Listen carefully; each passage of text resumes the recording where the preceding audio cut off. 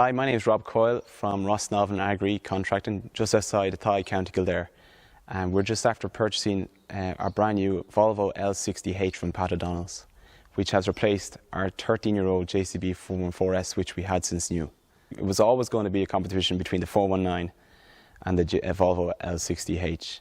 And one reason was weight. We thought that the Volvo is a heavier machine and it will be better at rolling pits, which it is, compared to a 414S, so that's the comparison I have. The JCB is a lighter machine. The 419 is a lighter machine compared to the L60H. Another reason was pricing. The pricing between the two machines has never been so close. Before, there used to be such a huge gap between the two machines. We could never justify the difference, but this time it turned out it was very close. We were looking at maybe 2-year-old machines, but we thought if we wanted good after-sales service, you needed to buy a brand new machine. There's a lot of guys out there using Volvos with well over 10,000 hours pushing up silage still today. We spec'd this machine up a bit more from the JCB last time. Now, it is a generation on loader from the 414S, so but this time we have boom suspension, which I think is a fantastic feature, auto greaser, which is standard enough I think with the Volvos.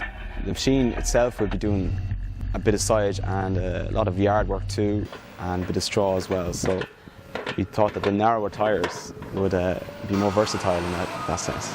We thought, especially when driving down the road, a little bit narrow with your 620s versus your 750s. And also we were used to dual wheels on the pit. We always found it a bit safer than just a single wide tyre. Obviously it's a bigger machine, it's a heavy machine, but it's compared to the JCB 414S was burned about 9 litres an hour. This machine is harder on juice, obviously for the size, and it's burning around 15 litres an hour. The machine is utilised nearly all year round. It's used for dung in the springtime and then silage in the summer.